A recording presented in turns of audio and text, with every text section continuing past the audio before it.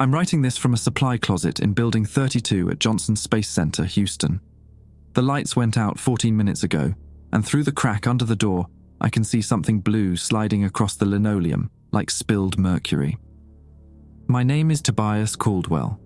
I was 31 years old when I left Earth in January 2001. I'm still 31. That's the problem. The mission returned after what felt like 6 months to us. 6 months of drifting through the black, of watching Andromeda swell from a smear of light into something so enormous, my brain simply stopped processing scale. But when we docked at the orbital station and NASA conducted medical examinations, the calendar read September 2023. 22 years had vanished while we experienced half of one. None of us had aged, not a single grey hair, not one new wrinkle. Our bodies matched our departure scans down to the cellular level. Except we were pregnant, all 7 of us. I need you to understand, I'm a man. Douglas Brandt, Vincent Pollard, Jerome Stillwater, Carlton Avery, all men. Yet the ultrasound showed the same thing in each of us. A fetus positioned impossibly in our abdominal cavities, wrapped in tissue that shouldn't exist. DNA analysis came back with results that made the geneticists at NASA go quiet for almost an hour. Not human, not alien. Both, somehow. Like someone had taken our genetic code and woven something else through it. Something that grew and divided and waited. We didn't remember conception, none of us did. What we remembered was standing before something vast in Andromeda, something that communicated through light, not language, but patterns that seared themselves directly into our optic nerves. When we returned to the ship afterward, we felt different. Fuller. Like we'd swallowed something warm and alive and profoundly important. Yesterday, all 7 pregnancies reached full term simultaneously. 3 weeks since detection, and suddenly the fetal heartbeats synchronized, then accelerated, then stopped. Lyle Osborne was the first to go into labor. What came out of him wasn't a baby, it was a doorway. A spatial tear ripped open in Delivery Room 4, showing Andromeda on the other side, not as a distant galaxy, but as a place, immediate and real, with architecture made of angles that didn't connect properly. And through that doorway came voices, the same ones from 2001, thanking us for serving as anchors, for carrying the connection back to Earth, for making it finally possible to bridge 2.5 million light-years without needing ships. The other 6 doorways are opening now. I can feel mine pushing against the inside of my stomach, stretching me, preparing to tear. Through each portal, something is coming through, something we were changed to birth, something that waited 22 years for incubation to complete. Andromeda isn't far away anymore. It's overlapping with Earth, 2 galaxies sharing the same space, and I can feel them arriving in numbers that will make humanity the minority species on our own planet. This is how it started. Let me tell you what happened before everything went wrong. January 14th, 2001. Cape Canaveral smelled like salt and jet fuel, and I remember thinking the launch pad looked smaller than it did in photographs. 7 of us stood in the crew prep room at Kennedy Space Center, zipping into flight suits that NASA had spent 14 months customizing for a mission that didn't officially exist. The Andromeda Transit Project, a TP.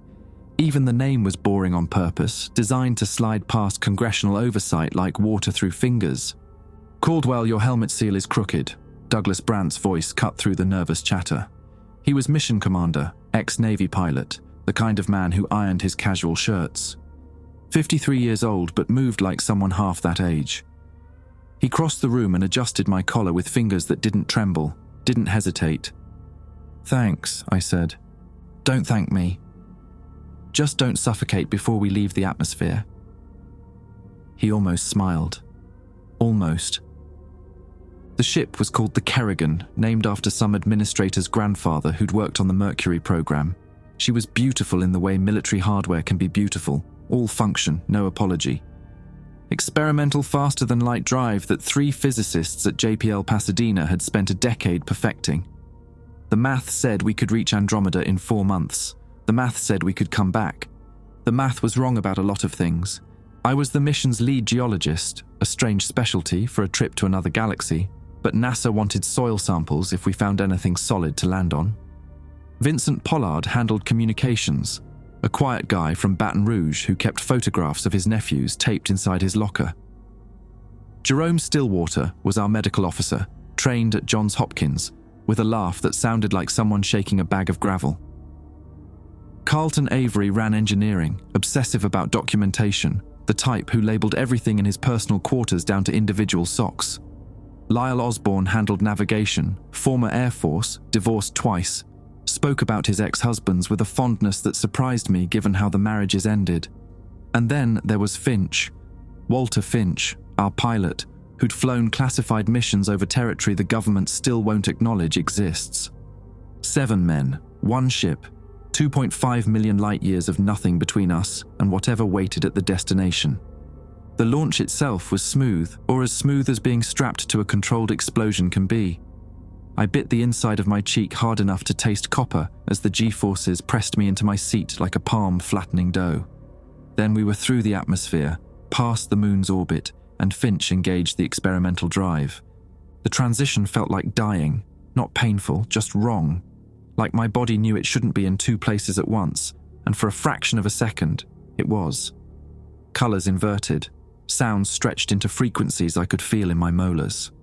Then everything snapped back, and through the observation port, Earth was gone. "Transit successful," Finch announced, his voice steady even though I could see sweat darkening his collar.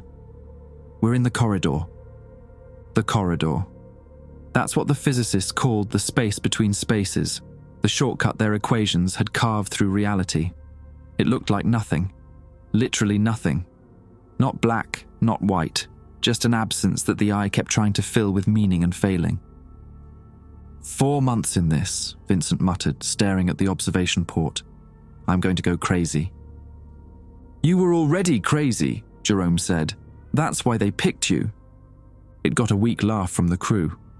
Brant didn't participate. He was reviewing mission parameters on his tablet, mouth pressed into a line thin as a razor. The first 2 months passed in routines. Wake cycles calibrated to Houston time even though Houston was 2.5 million light-years behind us. Exercise rotations in the cramped gym module. Meals that tasted like cardboard no matter what flavor the packaging claimed. I found myself spending hours in the geology lab, running simulations for samples I might never collect, just to have something to do with my hands. Carlton and I grew close during those weeks. He'd knock on my quarters after his shift ended, and we'd play cards using a magnetic deck he'd smuggled aboard. Sometimes we talked about home, about what we might find, about whether anyone would remember this mission if it went wrong. "You ever think about what's actually out there?" he asked one night, shuffling the deck with practiced ease. His forearms were tan from years of working outdoors before NASA recruited him. I tried not to notice the way the overhead light caught the fine hairs on his skin. "Out where?" "Andromeda, whatever we're supposed to be looking for." "NASA says it's just reconnaissance, map the galaxy, collect data, come home." Carlton dealt the cards, his expression unreadable. "NASA says a lot of things." He wasn't wrong. The mission briefings had been vague in ways that felt intentional, holes in the information that no one wanted to fill.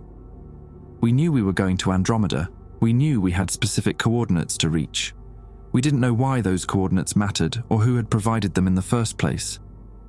3 weeks before we were scheduled to arrive, Lyle reported something strange with the navigation systems. The coordinates were changing, not dramatically but incrementally, as if being adjusted by a hand we couldn't see. "Probably just drift compensation," Brant said during the morning briefing. "The drive recalculates constantly." "It's not drift," Lyle said. "The adjustments are intentional. They're pulling us toward something." Brant's jaw tightened. "Pulling us toward the destination we already programmed." "No, sir. Somewhere else. Somewhere nearby." I watched Brant's face during that exchange. Watched him choose to dismiss Lyle's concerns rather than investigate them. At the time, I thought he was being a good commander, keeping the crew calm. Now I know he'd been briefed on possibilities the rest of us hadn't, and he was scared in a way he couldn't afford to show. We should have turned around. We should have fought harder when the ship stopped responding to our commands. But we didn't, and by the time we understood what was waiting for us, it was already too late. The Kerrigan dropped out of the corridor on May 3rd, 2001, according to our onboard clocks. We'd been traveling for 3 months and 19 days. Outside the observation port, Andromeda stretched across the visible universe like a wound. I'd seen photographs of it from Earth, that familiar spiral, soft and distant, reduced to a smudge of light that poets wrote about. This was different. This was standing at the edge of something so large that my brain kept trying to reject the scale, kept insisting that what I was seeing couldn't be real, because reality didn't come in sizes like this. Billions of stars, billions upon billions, arranged in arms that swept outward in curves so perfect they looked designed. "Holy hell," Vincent whispered. He was pressed against the observation port, his breath fogging the reinforced glass. "It's beautiful." It was. And it was terrifying in a way I couldn't articulate, the kind of terror that comes from recognizing your own insignificance so completely that the self threatens to dissolve. "Navigation is locked," Lyle announced from his station. His voice had gone flat, professional, stripped of the warmth I'd come to expect from him. "The ship is no longer responding to manual input." Brandt moved to the command console, his fingers flying across the interface. "Override it." "I've tried. 3 times. The destination coordinates have been replaced." "Replaced with what?" Lyle pointed at his screen. The rest of us gathered around him, shoulder to shoulder in the cramped bridge. The new coordinates described a location deep within one of Andromeda's spiral arms, a region that our initial surveys had flagged as empty. No planets, no stations, no detectable mass of any kind. "There's nothing there," I said. "There's something," Lyle replied. "The ship knows. Whatever's pulling us, it's been communicating with the navigation system since we entered the corridor. Maybe longer." Finch tried to regain control of the engines. Carlton ran diagnostics on every system he could access. Jerome monitored our vital signs, looking for explanations in biology when physics failed to provide them. Nothing worked. The Kerrigan moved toward the empty coordinates with the steady certainty of a compass needle pointing north. It took 11 days to reach the destination. During those 11 days, the dreams started. I'd close my eyes in my bunk and find myself standing somewhere else, a vast space with no walls, no floor, no ceiling, just darkness that felt occupied. Shapes moved at the edges of my perception, too large to comprehend, too fast to track. And there was light. Not illumination, but communication. Colors that carried meaning I couldn't translate. Rhythms that felt like language pressing against the inside of my skull. I woke from these dreams with nosebleeds. So did Vincent. So did Carlton. "It's stress," Jerome insisted during one of our medical check-ins. He was cleaning blood from my upper lip with a gentleness that contradicted his gruff demeanor. "Elevated cortisol, disrupted sleep cycles. The body's responding to an unprecedented situation." "The same dream, though, all of us." Jerome didn't answer. He didn't have to. His hands trembled slightly as he disposed of the bloody gauze, and I understood that he was dreaming too. On the 11th day, we arrived. The space was empty, just as our instruments had promised. No planets, no debris, no evidence of anything at all. Just stars in the distance and the infinite black between them. Then Brandt said, "Look at the stars." I did, and I saw that they were moving, not drifting. That would have taken millennia to perceive. Moving, deliberately. The stars in our field of vision were rearranging themselves, sliding across the backdrop of space like pieces on a game board. They formed shapes, lines that connected into angles that built something too complex for my mind to hold all at once. "It's a face," Carlton breathed. He was standing beside me, close enough that I could feel the heat radiating from his body. "God help us. It's a face." It wasn't a face. Not really. But it was the closest approximation my brain could construct. Something vast looking back at us, composed of stellar matter, existing on a scale that made our ship less than a speck of dust. The stars that formed its features burned with colors I'd never seen before, frequencies that shouldn't have been visible to human eyes. The observation port cracked. Not from impact, from something else. From proximity to something that reality itself strained to accommodate. "We need to leave," Finch said. His voice cracked on the last word. "Brant, we need to leave right now." But Brant wasn't listening. He was staring at the thing outside with an expression I'd never seen on his face before. Not fear, not wonder, but recognition. Like he was seeing something he'd been warned about. Something he'd been sent to find. "Open the airlock," he said quietly. "What?"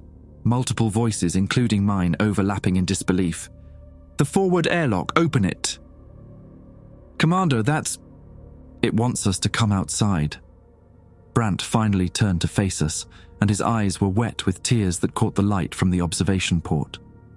"It's been waiting for a very long time, and it's asking us to step out and meet it. We should have refused. We should have sedated him, locked him in his quarters, found some way to override the navigation system and flee. But the thing outside was doing something to us, not forcing, not compelling, just inviting. The way a tide invites the shore, the way gravity invites a falling body. One by one, we suited up. One by one, we cycled through the airlock and stepped into the vacuum of intergalactic space, our boots magnetized to the Kerrigan's hull. And one by one, we looked up at the thing that had called us across 2.5 million light years. It spoke to us then. Not in words, in light. Colors that bypassed our eyes entirely and wrote themselves directly onto our nervous systems. I felt the message more than heard it. "Welcome, travelers. We have been waiting. We have been so alone." The loneliness in that communication was staggering, ancient. A solitude measured in billions of years, in the death of countless stars, in watching galaxies collide and reform while having no one to share the witnessing. Carlton's hand found mine. Through the thick material of our gloves, I felt his fingers interlace with my own, and I held on tight because it was the only thing that felt real in that moment. The thing in the stars showed us images then, memories maybe, or hopes. It was hard to tell the difference. Other species it had tried to contact. Other ships that had ventured close enough to notice. All of them gone now, their civilizations dust, their world swallowed by the natural violence of cosmic time. But humanity was still here, still reaching outward, still curious enough to cross the impossible distance. And the thing in the stars had a proposal. It wanted to come home with us. Not as a passenger, it was far too large for that, but as a seed, a connection, something planted in willing hosts that could grow across the journey and bloom when it reached new soil. "A bridge," Brant whispered, his voice crackling through the suit radio. "It wants us to become a bridge." The light washed over us, warm and welcoming, and I felt something settle into the space behind my eyes. Something small and patient, and impossibly foreign. It didn't hurt. It felt like being filled with sunlight after years in the dark. We didn't resist. God help us, we didn't even want to. When we returned to the ship, none of us spoke about what had happened. We simply resumed our routines, set a course for home, and let the Kerrigan carry us back toward Earth. It wasn't until much later that I realized the thing in the stars had never told us what the bridge was for, what it intended to cross over, once the connection was complete. By then, of course, it was already growing inside us. The return journey should have taken 4 months. The corridor stretched behind us like a scar in space-time, and the Kerrigan moved through it with the same mechanical efficiency that had carried us to Andromeda. But something was different now. I noticed it first in the way we slept. Before the contact, sleep had been restless. Anxiety dreams about equipment failures, about running out of oxygen, about the million small catastrophes that could kill us in the void. After the contact, we slept like the dead. 8 hours, 10 hours, sometimes 12. Dreamless. Absolute. Waking felt like surfacing from deep water, gasping for air that tasted faintly of copper. "It's the stress release," Jerome said when I mentioned it during my weekly checkup. He was running a handheld scanner across my abdomen, frowning at readings I couldn't see. "Your body's processing trauma. Sleep is how it heals." 12 hours though? I've never slept 12 hours in my life. There's a first time for everything. He set the scanner down, and I caught the slight tremor in his fingers. "You're healthy, Tobias. Whatever happened out there, it didn't damage you." I wanted to believe him. I wanted to believe that we'd encountered something miraculous and survived intact, that the warmth still glowing in my chest was nothing more than the after-image of an experience too profound for language.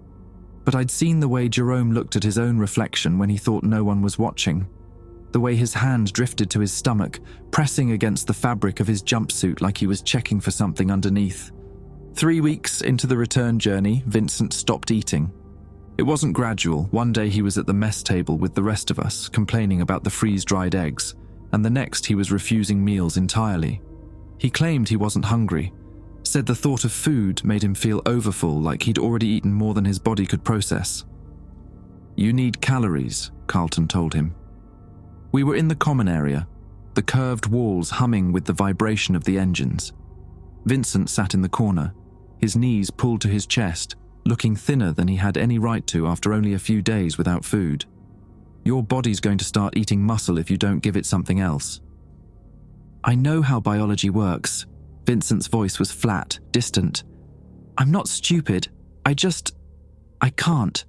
Every time I try to swallow, something pushes back." "Pushes back?" From inside. He placed a hand on his stomach, and his expression shifted into something I didn't recognize. Not fear, not discomfort, but a strange tenderness. "There's something in there, Carlton, growing. And it doesn't want me to eat because it's already feeding me. I can feel it.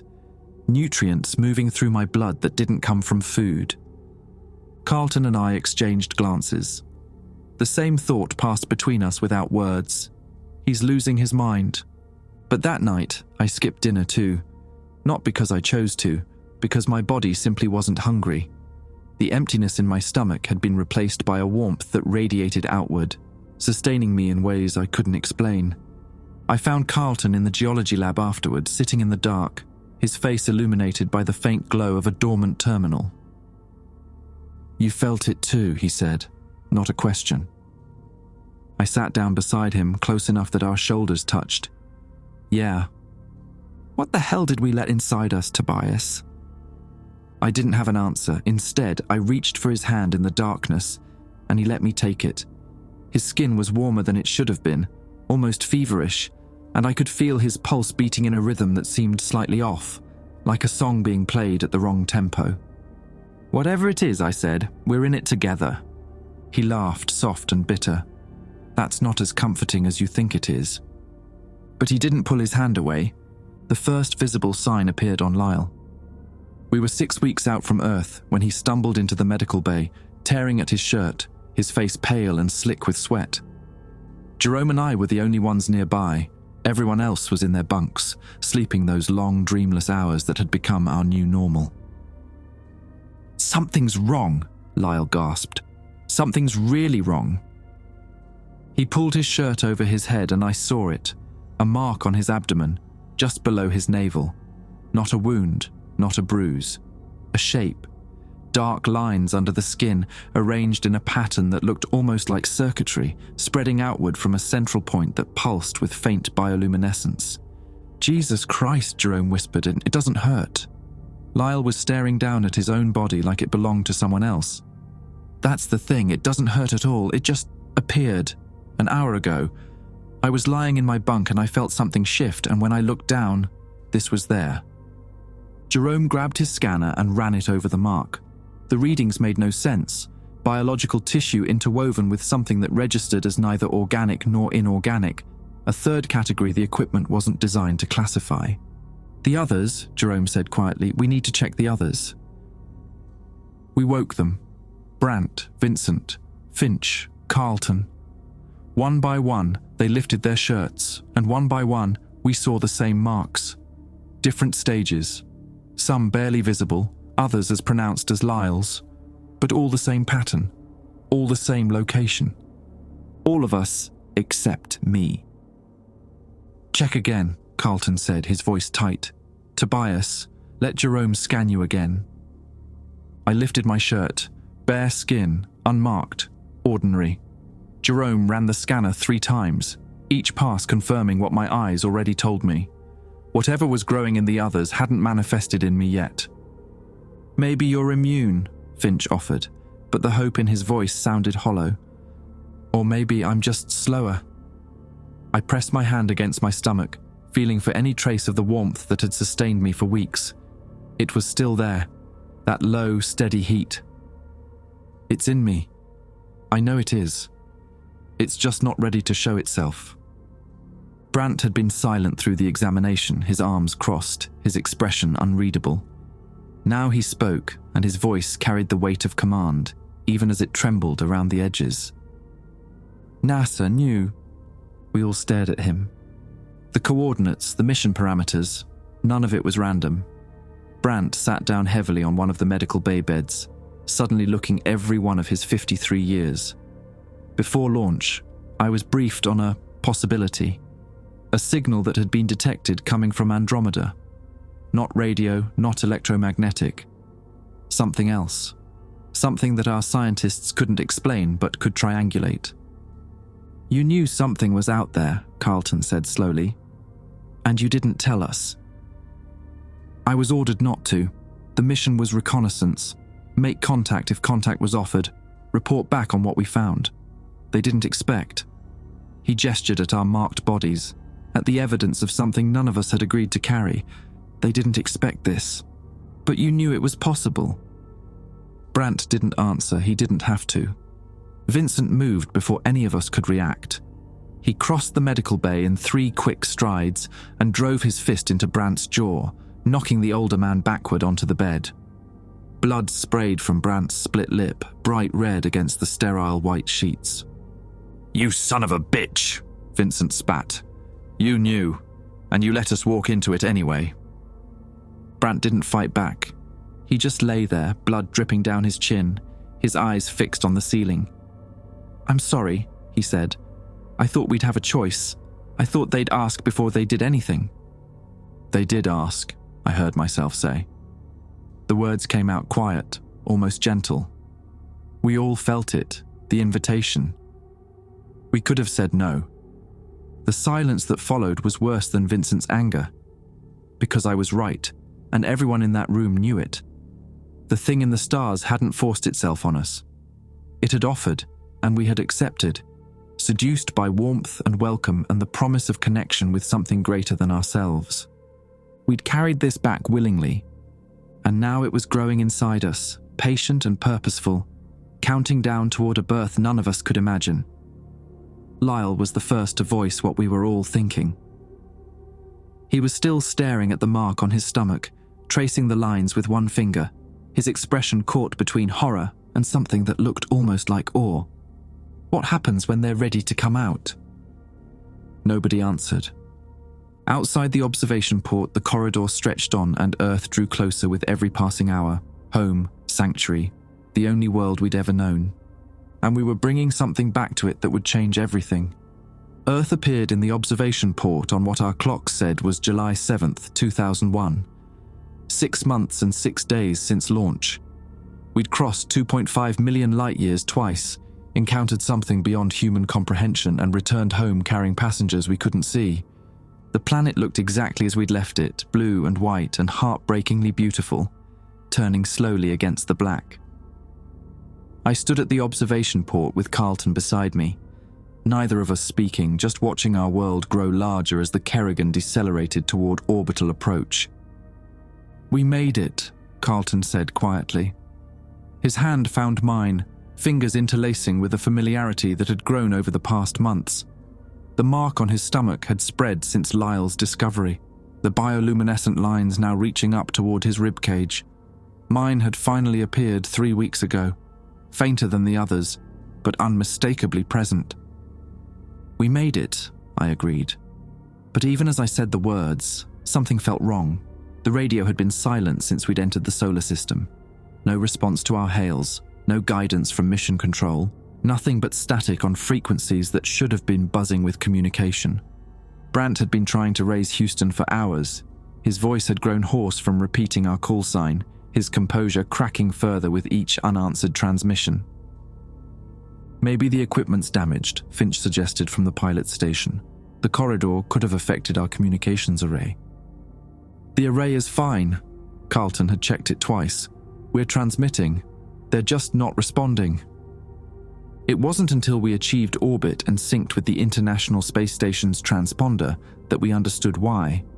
The date on the station's automated beacon read September 14th, 2023. I remember the exact moment I saw those numbers.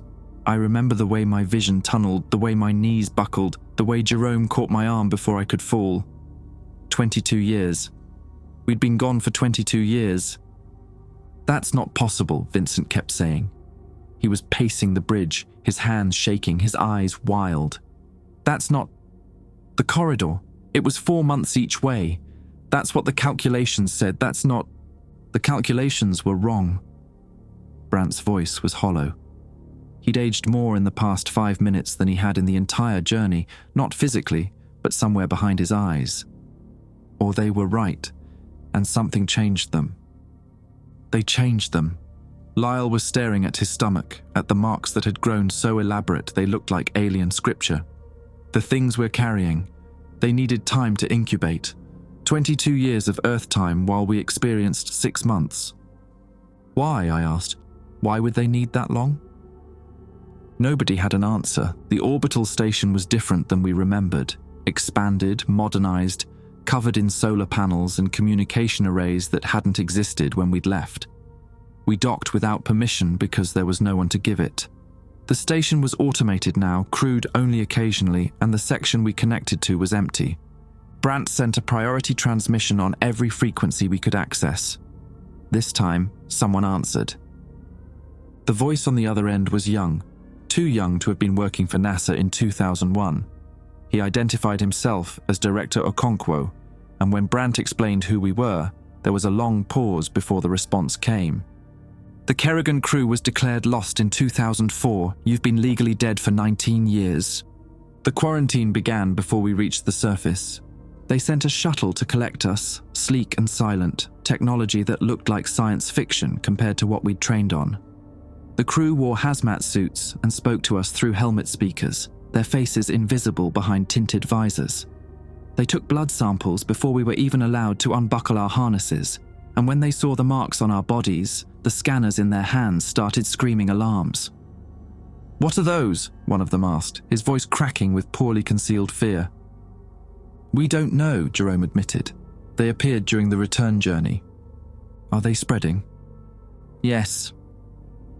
The shuttle ride down was silent after that. They brought us to Johnson Space Center in Houston, but not to any building I recognized. The facility where they processed us was underground, concrete and steel, built to withstand things worse than hurricanes. The hallways smelled like antiseptic and recycled air, and every door we passed through required biometric clearance from our escorts. Our quarters were individual rooms with observation windows, cameras in every corner, speakers that allowed the medical team to communicate without entering.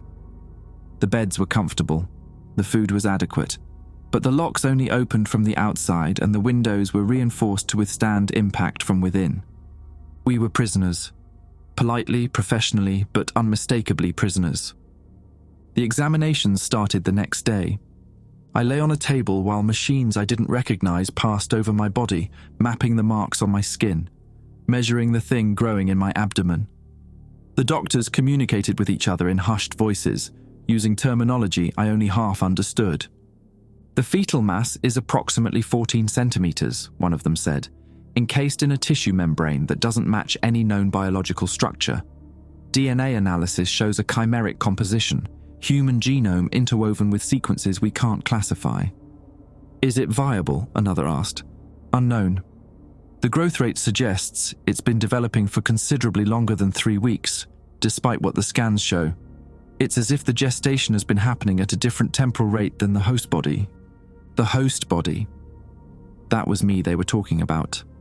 I was a host now, a vessel for something that had been planted in me 2.5 million light years from home. Carlton was in the room next to mine. I could hear him sometimes through the walls. Not words, but the rhythm of his voice during examinations, the occasional laugh when Jerome made a joke over the intercom. We hadn't been allowed to see each other since arriving at the facility, but knowing he was close made the isolation bearable. On the third day, Brant asked to speak with Director Okonkwo privately. The conversation happened in a room without cameras, or at least without cameras we were told about. When Brant returned to his quarters, he looked smaller than I'd ever seen him. They want to terminate the pregnancies, he told us during our evening intercom check-in. Surgical extraction of whatever's growing inside us. Can they do that without killing us? Finch asked. They don't know. The tissue integration is extensive. Removing the growths might cause catastrophic damage to our organs. So what happens if we refuse? Brant was quiet for a long moment. They haven't given us that option. But the surgery never happened. On the fourth night, Lyle went into labor. I heard him screaming through the walls, not pain exactly, but something worse. Ecstasy and terror woven together, a sound that didn't belong in a human throat. Alarms blared throughout the facility. Through my observation window, I saw medical personnel sprinting down the corridor, their faces pale with panic. Then the lights went out. In the darkness, I felt the thing inside me move. Not a kick, not a flutter, a deliberate shift, like it was repositioning itself for what came next. And somewhere deep in my mind, I heard a voice I recognized from Andromeda. Soon, it whispered. The bridge is almost complete. When the emergency lights flickered on, I could see a glow coming from under Lyle's door. Blue-white, intense, the same color as the stars that had rearranged themselves into a face all those months ago. The doorway was opening, and through it, something was finally coming home. The emergency lighting cast everything in red, turning the corridor outside my observation window into something that looked like the inside of a wound. Medical personnel rushed past in waves, their hazmat suits catching the crimson glow, their voices overlapping in panicked bursts I could barely make out through the reinforced glass. Then the blue light from Lyle's room intensified and everything went silent. Not quiet, silent. The alarms stopped mid-wail. The running footsteps halted. Even the hum of the ventilation system, that constant background noise I'd stopped noticing, simply ceased. For 3 heartbeats, Johnson Space Center's underground facility existed in a vacuum of sound. Then Lyle's door exploded outward, not from force, from absence. The door didn't shatter or bend. It simply stopped existing in our dimension, replaced by a rectangle of light so intense it printed after images on my retinas even through the observation window. Through that rectangle, I saw something that my brain struggled to process. A vista of impossible scale, stars arranged in familiar spiral arms. Andromeda as seen from somewhere deep within its heart. Lyle stood in the center of the light, his arms spread wide, his back arched at an angle that should have snapped his spine. His mouth was open, but the sound coming out wasn't a scream. It was a frequency, a tone that vibrated through the walls and into my bones. The marks on his skin blazed like circuitry carrying current, lines of blue-white fire that pulsed in rhythm with something I couldn't see. And through the doorway, they came. Not monsters, not invaders. Something worse, because something worse is always what you can't categorize. The first one through was tall, 8 feet, maybe 9, with a body that seemed to be made of folded space. I could see the corridor behind it through its torso, but distorted, bent at angles that made my eyes water. It had limbs approximately, and something that might have been a head, but the geometry kept shifting, refusing to settle into a shape my mind could hold. It looked at me through the observation window. I knew it was looking at me, even though I couldn't identify anything resembling eyes. The attention felt like pressure against my skull, like fingers pressing on the soft tissue of my brain. "Welcome," it said without speaking. "We have waited so long." More of them followed. Dozens, then hundreds, pouring through the doorway in Lyle's room and spreading through the facility like water finding its level. The medical personnel who hadn't fled were simply absorbed. Not violently. The beings from Andromeda didn't attack them. They just touched them, and the humans stopped moving, their faces going slack with something that looked almost like peace before they crumpled to the floor. My door's lock disengaged with a click. I don't know why they released me. Maybe the thing I was carrying marked me as different, as one of them in some way that transcended species. Maybe they wanted me to see what was happening, to understand the scope of what we'd brought back to Earth. I stepped into the corridor, and the first thing I did was run toward Carlton's room. The facility was chaos. Alarms had resumed their screaming, strobing lights, painting everything in alternating red and white. More doors were opening now.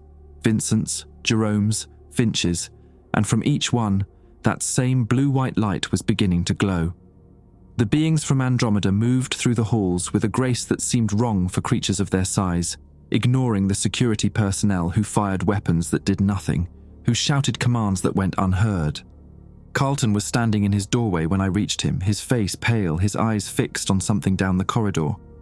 The marks on his exposed forearms were starting to brighten, and I could see sweat beading on his forehead.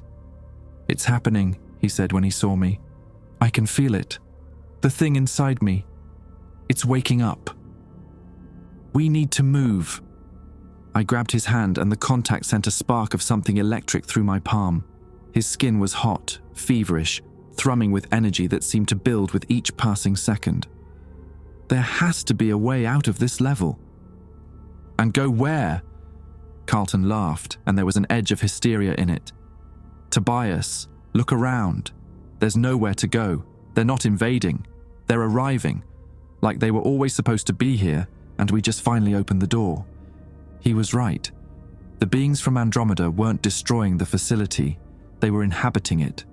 Everywhere I looked, they were settling into spaces like they belonged there, standing in corners, drifting through walls, examining equipment with what might have been curiosity. A few of them had gathered around unconscious humans, not harming them, just watching, waiting. "The others," I said. "We need to find the others."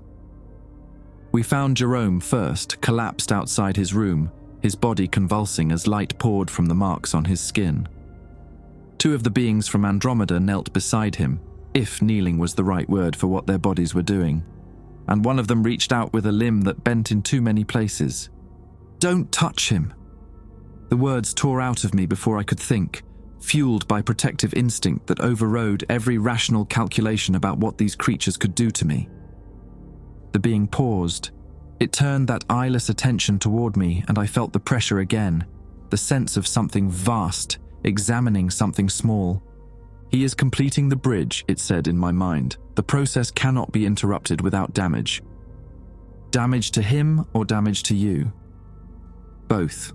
We are connected now. What harms one harms all. Jerome's convulsions slowed, then stopped. The light from his marks faded to a gentle glow, and his breathing steadied into something that sounded almost peaceful. When his eyes opened, they weren't quite his anymore. The irises had taken on a faint luminescence, the same blue-white as the doorways. "Jerome?" Carlton's voice cracked on the name. Jerome sat up slowly, his movements fluid in a way they hadn't been before. He looked at us, and something like recognition flickered across his features. "I'm still here," he said. "Mostly. They're not replacing us. They're joining us. Sharing the space." He touched his chest, feeling for something beneath the skin. "It's not as bad as I thought it would be. It's actually kind of peaceful." That should have reassured me. It didn't. We found Brant in the main control room, surrounded by beings from Andromeda, speaking to them in tones too low for me to hear. When he saw us approaching, his expression shifted, guilt and resignation, and something that might have been relief. "They're not hostile," he said before I could speak. "I know how this looks, but they're not here to destroy us." "You knew," Carlton said. The accusation in his voice was sharper than I'd ever heard from him. "This whole time you knew what would happen when we got back." I knew it was possible. The signal NASA detected, it wasn't just communication, it was a request. They've been trying to reach us for millions of years, sending messages across the void, hoping someone would answer. When we launched, we were responding to an invitation. "An invitation to turn us into doorways." Brant flinched. "An invitation to connect. They're not invaders, Carlton. They're refugees. Their galaxy is dying. Something is consuming it from the center outward, something they can't stop or understand. They needed a way out. We gave them one." I thought about the loneliness I'd felt during first contact. The ancient, crushing solitude of something that had watched civilizations rise and fall for billions of years.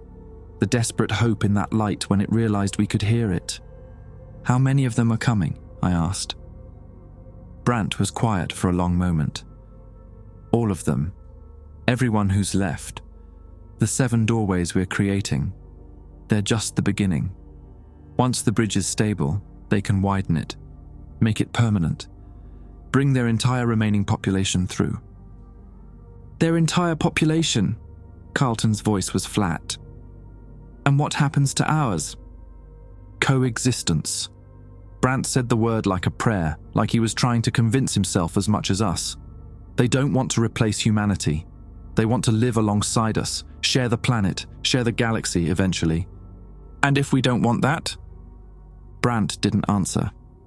He didn't have to. The beings from Andromeda were already here, already spreading through the facility, already reaching toward a world that had no idea what was coming. Choice had stopped being relevant the moment we'd accepted their invitation in that empty space between stars. Vincent's scream echoed down the corridor, not terror this time, but release. Another doorway opening, another piece of the bridge falling into place. Carlton grabbed my arm, his grip tight enough to bruise. "We need to stop this." "How?" "Jerome's already changed, Lyle's gone, Vincent's going through it right now. Finch is probably next. In a few hours it'll be us." "There has to be a way, some kind of, I don't know, some way to close the doorways, reverse what's happening." The being nearest to us turned its attention toward Carlton, and I felt something pass between them. A communication I wasn't part of. An exchange of information that made Carlton's face go blank for a moment before his features twisted in understanding. "No," he whispered. "No, that's not. You can't ask me to do that." "Carlton, what is it? What are they saying?" He looked at me, and there were tears streaming down his face. "They're saying there is a way to close the doorways, to stop the bridge before it's complete. Then we do it. Whatever it takes." "Tobias." His voice broke on my name. "The bridge isn't just inside us. It is us. Our nervous systems, our cellular structure. We've been rewritten at a fundamental level to serve as anchors. The only way to close a doorway is to destroy the anchor." The words took a moment to penetrate. When they did, I felt something. "You're saying we'd have to die?" "All of us, every member of the crew, that's the only way to sever the connection." The beings from Andromeda watched us in silence, their impossible bodies still, their attention absolute. They weren't threatening. They weren't even asking us to choose their survival over our own. They were just waiting, patient as stars, to see what we would do. And somewhere deep in my abdomen, the thing I was carrying pulsed with warmth, with life, with a desperate hope that had crossed 2.5 million light years to reach me. What the hell were we supposed to do with that? Carlton and I found an empty storage room on the facility's lowest level, a concrete box filled with crates of freeze-dried rations and emergency medical supplies. The beings from Andromeda hadn't reached this far yet.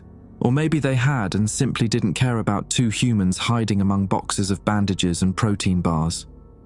We sat with our backs against the wall, shoulders touching, breathing in the stale, recycled air. The marks on my skin had started to warm, a slow heat building beneath the surface like coals catching fire. I had hours left, maybe less. Carlton probably had even less than that.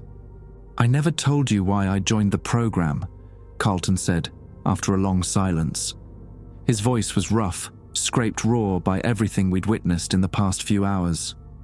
"You said it was the engineering challenge, the FTL drive." "That's what I told the interview panel." He laughed, soft and bitter. "The truth is I was running away. There was someone back home. His name was Elliot.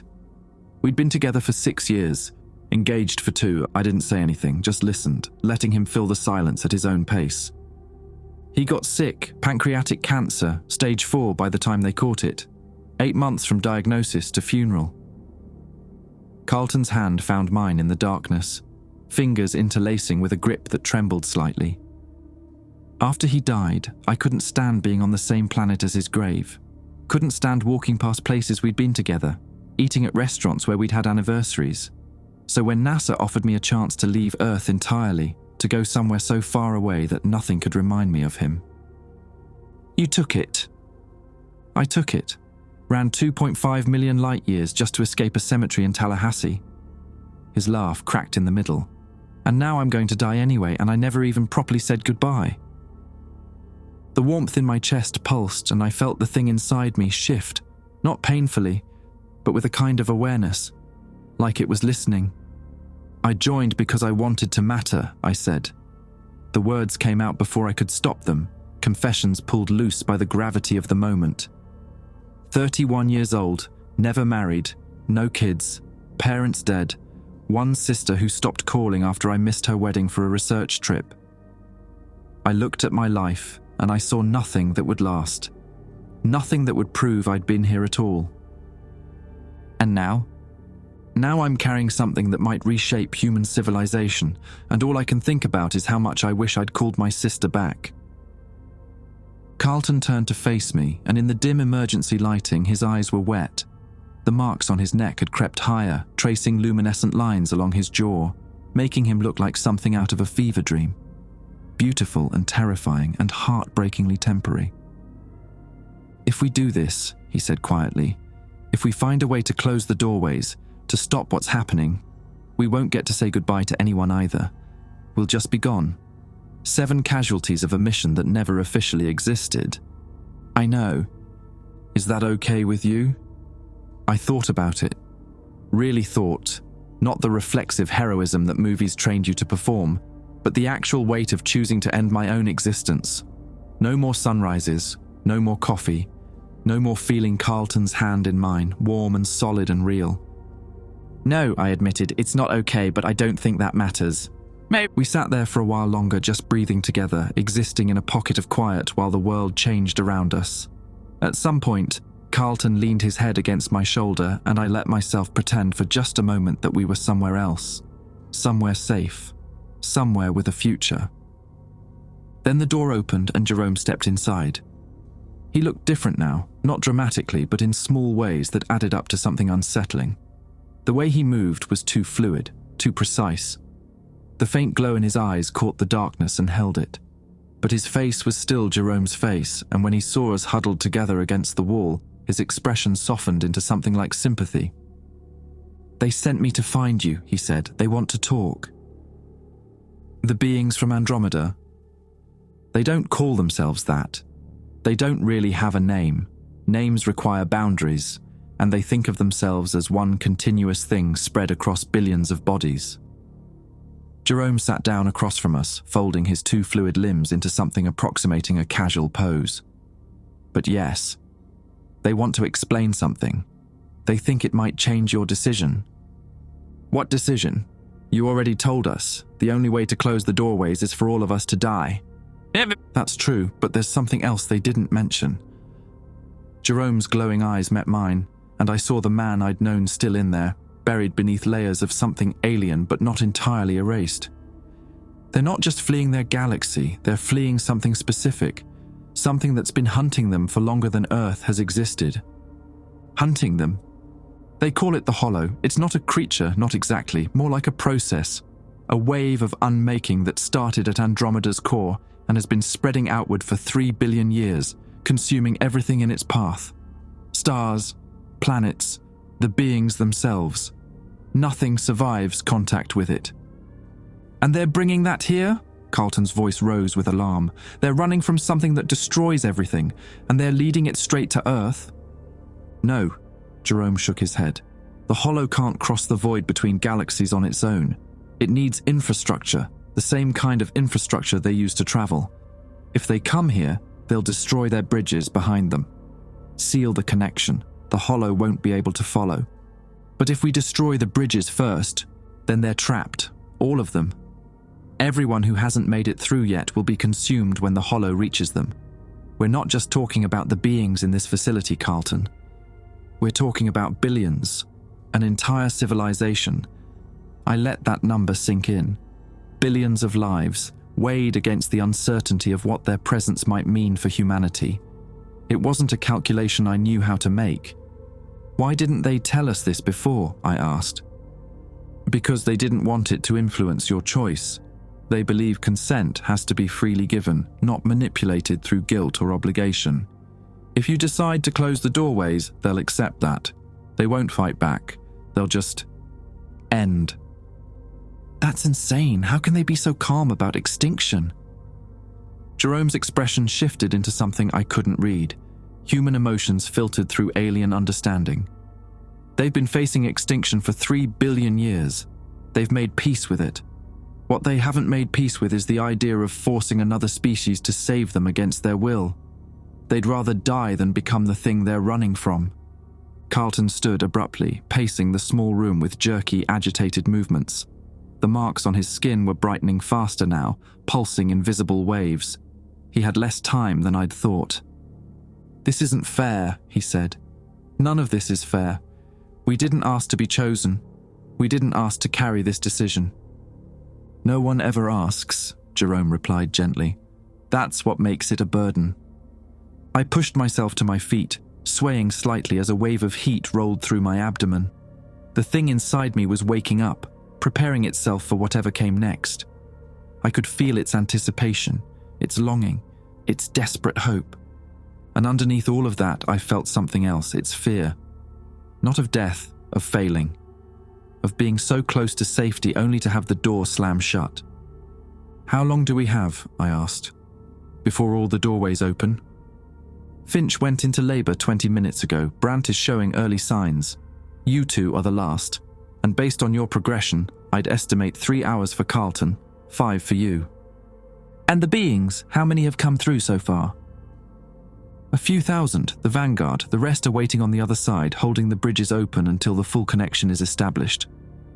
3 hours. 5 hours. Not enough time to think. Barely enough time to feel. But maybe enough time to do something, if we could figure out what. Carlton stopped pacing and faced me. His eyes were bright, tears and bioluminescence mixing into something that looked like starlight. "I can't make this choice," he said. "I can't decide whether billions of alien lives are worth risking everything we know. I'm just an engineer from Tallahassee who fell in love with the wrong man and ran too far to escape the grief." I crossed the room and took his face in my hands, feeling the heat of his skin, the subtle vibration of something changing inside him. "Then don't make it for billions," I said. "Make it for yourself. What do you want, Carlton? Right now, in this moment, what do you actually want?" He closed his eyes. A tear slipped down his cheek, catching the glow of his marks as it fell. "I want to live," he whispered. "I want more time. I want to see what happens next, even if it terrifies me." I pressed my forehead against his, breathing in the strange electric smell that clung to his skin now. "Then we live," I said. "We let the bridges open. We see what happens next. And if it destroys everything, then at least we'll face it together." When I pulled back, Jerome was watching us with something that might have been approval.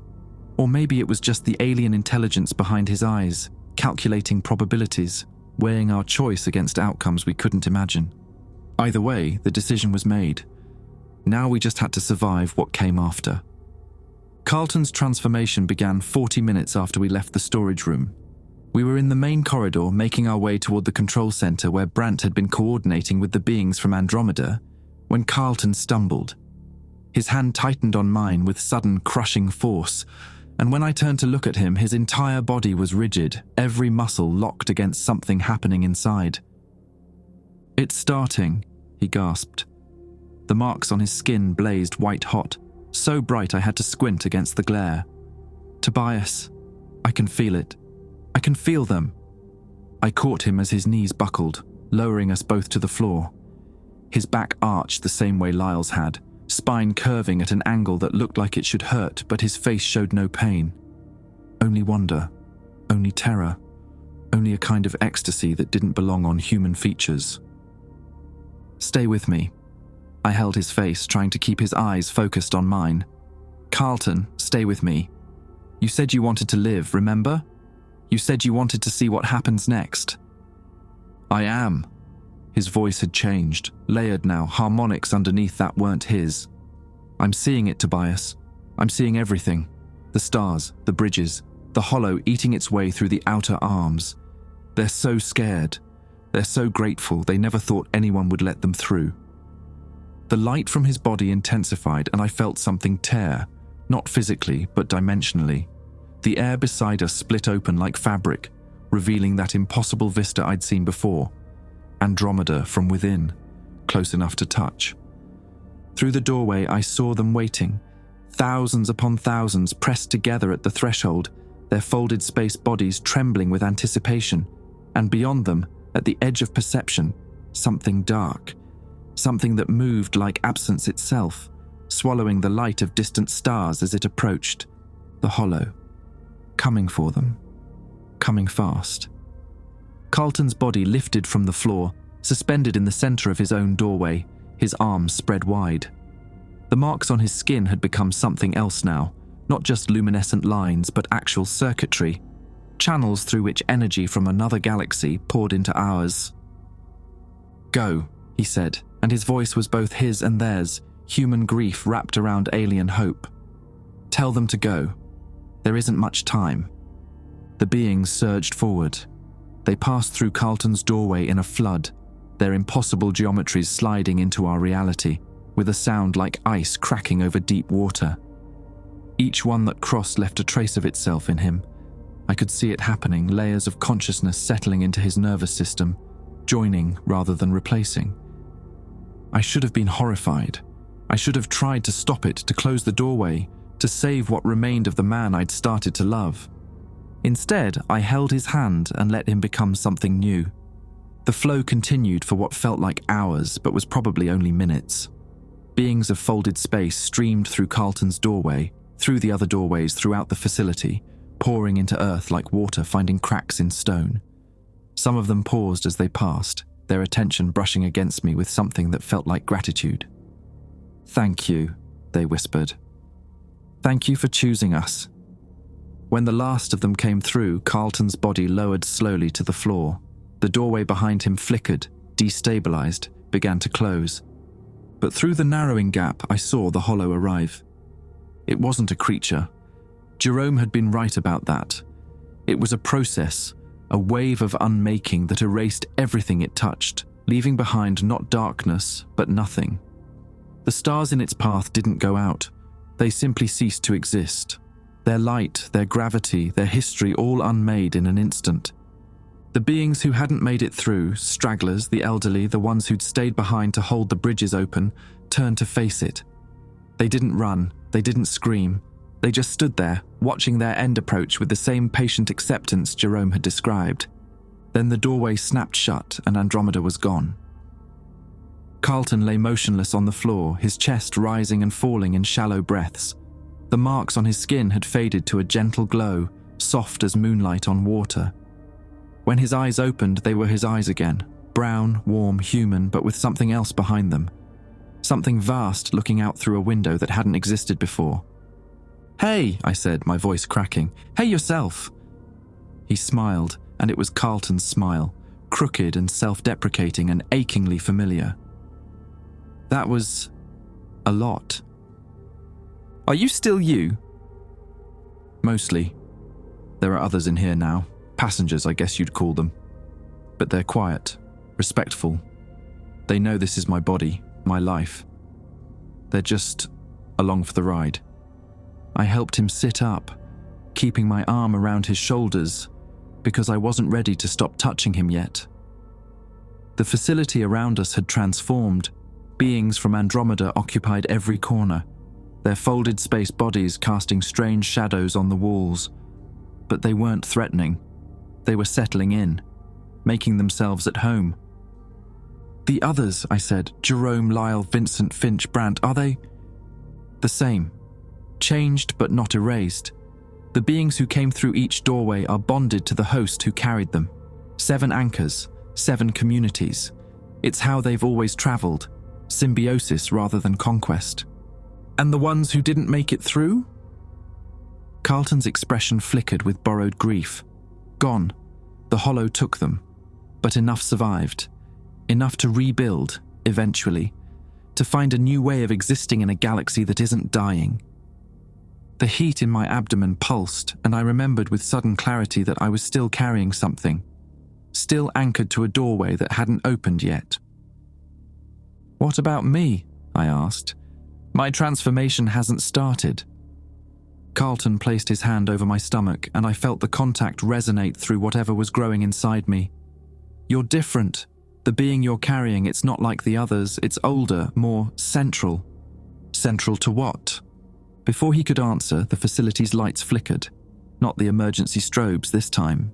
Something else. A pulse of darkness that seemed to originate from everywhere at once, as if reality itself had blinked. The beings from Andromeda went still. Every single one of them, frozen in the same instant, their attention fixed on something I couldn't perceive. No, Carlton whispered. His face had gone pale beneath the fading glow of his marks. That's not possible. We closed the bridges. We sealed the connection. Carlton, what's happening? The hollow. His voice shook. It shouldn't be able to cross the void. It needs infrastructure, pathways, something to travel along. But it's learning, adapting. It felt the bridges close and it's looking for another way. The darkness pulsed again, stronger this time. I felt it in my bones. A wrongness, an absence pressing against the fabric of existence. It's following the signal, Carlton said. The residual energy from the doorways. It can't cross on its own, but if it finds an anchor that's still active, still connected to Andromeda. He looked at me, at my stomach, at the thing still waiting inside me. I'm the last bridge, I realized. The only one still open. If it reaches you before you transform, it could use you as a pathway. Pull itself through the way the refugees did. And once it's here... He didn't need to finish. I'd seen what the hollow did. Unmaking. Erasure. Not death, but nullification. The complete removal of everything that had ever existed. Then I need to transform now. I grabbed Carlton's hands, pressing them harder against my stomach. Help me. Wake it up. Open the doorway. Let whoever's waiting come through so I can close it behind them. It doesn't work like that. The transformation happens when the being inside you is ready, not when you want it to be. Then make it ready. Carlton closed his eyes. I felt something pass between us, not words, but meaning. A communication that bypassed language entirely, flowing through the connection we'd built over months of proximity and the bond that had grown in the past few hours.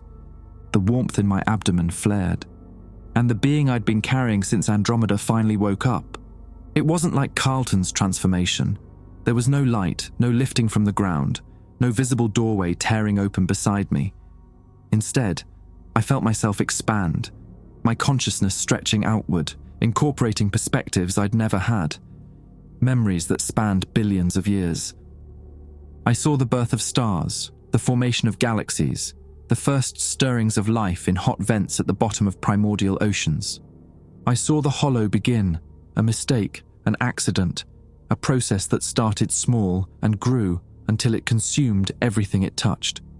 And I saw myself standing at the nexus of a choice that would determine whether anything survived at all. The being inside me wasn't a refugee, it was the architect, the one who'd designed the bridges in the first place, who'd spent billions of years searching for a species that could serve as anchors, who'd guided the Kerrigan to Andromeda because humanity was the first to answer its call. It had one final gift to offer, one last piece of itself that it had saved for this moment. A way to stop the hollow, not destroy it, that was impossible, but redirect it. Send it somewhere else, somewhere empty, somewhere it could consume without ending anything that mattered. But using that gift would mean giving up everything I was, becoming the redirect, existing as nothing but a pathway, forever, guiding the hollow away from every galaxy it might threaten. I felt Carlton's hands on my face, his forehead pressed against mine, his breath warm on my lips. Whatever you're about to do, he said, know that I'm grateful, for the time, for you, for all of it. I kissed him then, brief and fierce and desperately inadequate. Then I made my choice. 3 years have passed since the night the doorways opened. Carlton tells me about them sometimes, when we're lying in bed in the small apartment we share in Galveston. He describes the world I can no longer see, the beings from Andromeda walking among humans now, their folded space bodies having learned to compress themselves into shapes that don't frighten. They work alongside us. They build with us. They grieve with us for everything that was lost. I listened to his voice and I tried to remember what seeing looked like. My eyes stopped working the moment I made my choice. The architect needed them, needed my optic nerves, my visual cortex, every part of me that processed light, to construct the redirect. I felt them go dark one by one, traded for a pathway that now stretches from Earth to the empty spaces between galaxies, guiding the hollow away from anything it might consume. I'm still here. That surprised everyone, including me.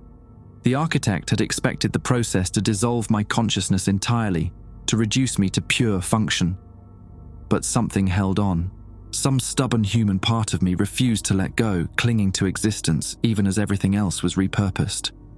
So now I exist in two places at once.